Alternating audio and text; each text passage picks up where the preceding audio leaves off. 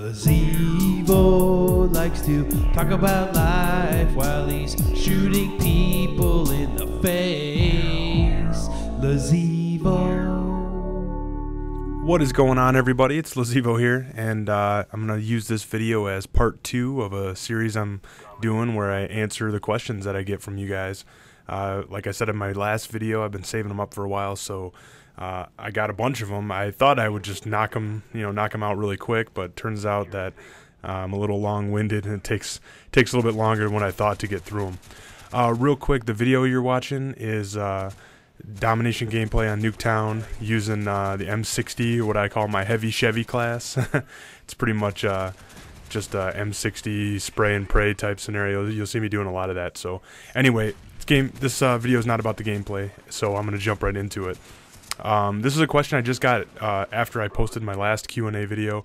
I asked you guys for more questions. I got this one. I kind of bumped it to the top of the list because I thought it was a really good question, one that I wanted to answer. And it was kind of a long-winded message. It was a very personal message, but the gist of it was, have you ever had to put a pet down or euthanize one of your animals or whatever? And the answer to that question is yes.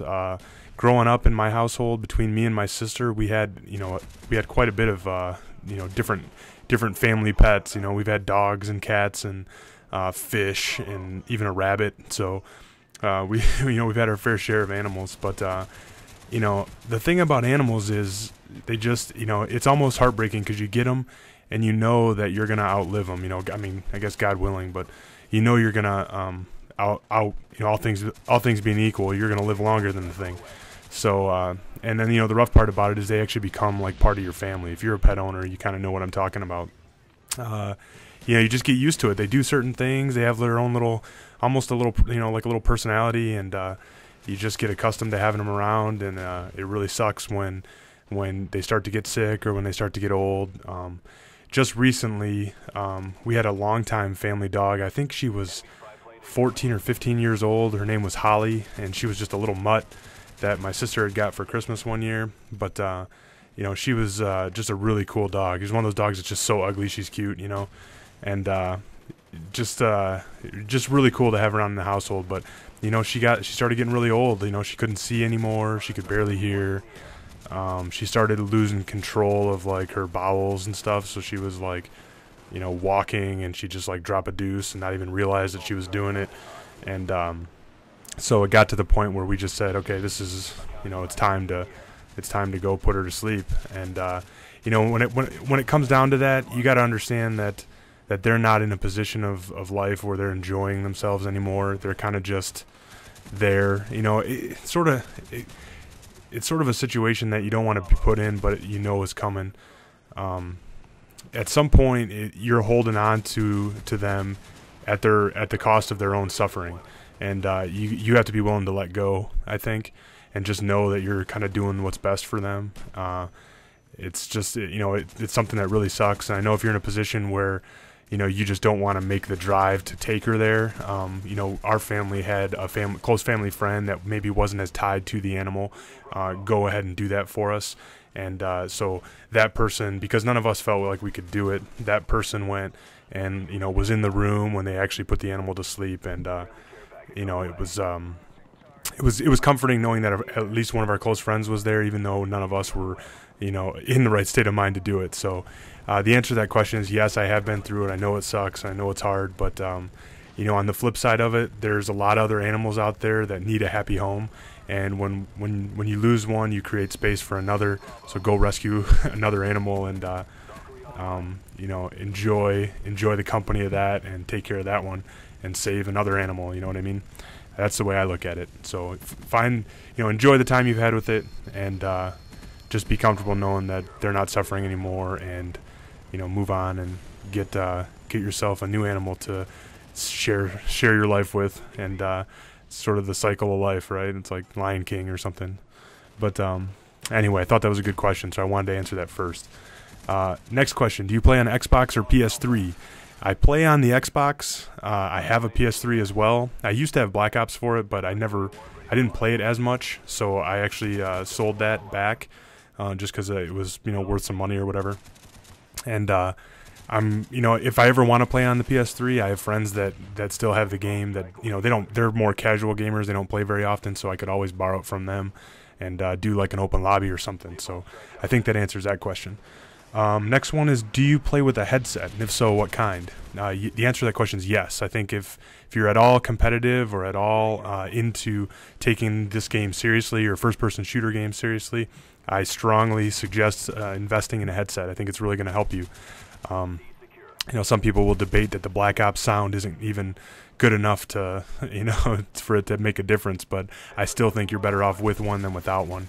And the one I use right now, I used to have a Turtle Beach X3, which was the older version of their wireless headset, and that worked pretty good. I was pretty happy with it, but I ended up switching to the X11 wired headset, and that's so I can bring you guys live commentaries and record live game chat and zombies. It's just way more easy to do that. I don't even think there's a way to do it with the wireless setup. So that's what I use. I've only used Turtle Beaches. I don't have a lot of experience there. I think they work pretty good, and I know a lot of people that use them, and they're not too costly. I picked mine up for under $50 at Best Buy. So I recommend going and picking one up and saving up for one. Like I said, if you're really competitive, I think it's going to help you. Let's see. Next question.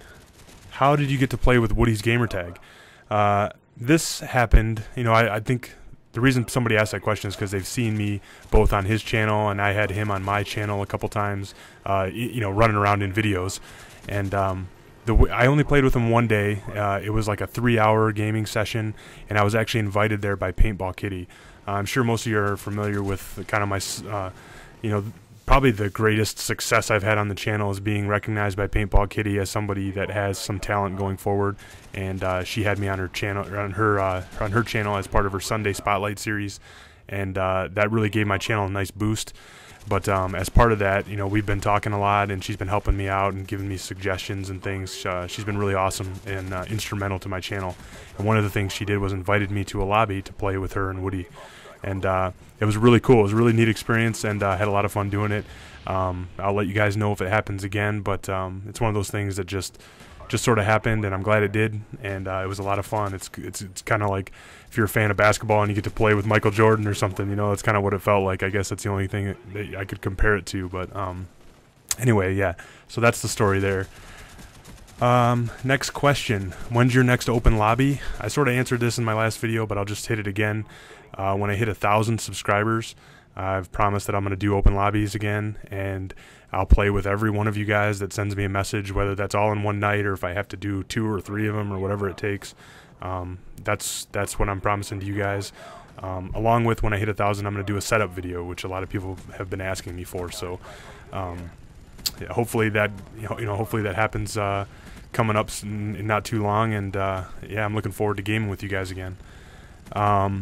Next question is, I get this one a lot. Can you watch my video and give me some tips or leave me feedback? I know a lot of people send me videos that they're posting on their channels. I do try to watch a handful of these. If I get overwhelmed with them, I'm not going to be able to watch them all. But every once in a while, I'll fire them up. I may not watch the whole video, but I'll watch enough to get my comments together and make some comments. And I always try to leave feedback to you guys. So if I do end up watching it, you'll definitely hear from me, because I'll give you some kind of constructive criticism or way to go or whatever, whatever your video strikes me as. So I'll try to get to them. I can't promise that I'll watch them all. I guess that's what I'll say. Again, I was long-winded. I didn't get through all my questions. So maybe there'll be a part 3 coming up not too long. I'm just going to keep this as a running series on my channel, and I won't do the next one right away. I'll wait till I get some more questions. But there's 2 more things I want to touch on before I end this video. And one of those is I posted a bulletin. I'm going to be on Kimmy J's channel, and that's really awesome. If you guys don't subscribe to him, I'll put his link in the description. Go check him out. He's going out of town, and he is inviting, or he had like a little mini contest where he invited people to submit videos to him, and he selected from those videos. He got like over 300 entries, he said, and he picked a handful of those. I think there's 15 of us, 10 or 15 of us. So I was really thrilled that I'm going to be part of his channel. He's got like 20,000 subscribers now, so that's good exposure for my channel. But if go subscribe to him and look for my video. He said sometime between August 7th and August 23rd. That's when he's going to be gone. So my video will go up on his channel sometime. I'm not sure what day. So go sub to his channel if you want to check that out. I think it's a really awesome video that I made for him. So I'm excited for that to hit his channel. The other thing that I want to talk to you guys about is there's a YouTube channel called TheGUNNShop, which is ran by Guns for Hire. He does a series called Diamond in the Rough, and basically the way it works is if enough people suggest to him a channel to go look at, he'll go check it out, and if he likes it, he'll post one of their videos on his channel, and or a link to their video, or so he'll basically recognize them as part of this Diamond in the Rough series. But there's some rules, and one of them is that you can't suggest yourself. So I think if any of you guys feel like I'm deserving of that, please go check out his channel. I'll leave the channel link in the description, and go find one of his Diamond in the Rough videos. I think you have to send him a friend request, and then once he accepts it, you'll be able to comment on his video, and then just leave him a quick note saying, hey, LeZevo's awesome, and maybe I'll get some more exposure through that too. So like I said, don't do it. I'm not pressuring you guys to do it, but if you feel like I'm worthy of that, I'd be thrilled if you guys would go take care of that for me. Anyway, this video is really long-winded, and I should probably wrap it up soon. So that's it. Thanks a lot for watching, and like I said, there's going to be part 3. This is going to be a running series on my channel, so look for the next one sometime down the road. Thanks a lot, guys. You're awesome.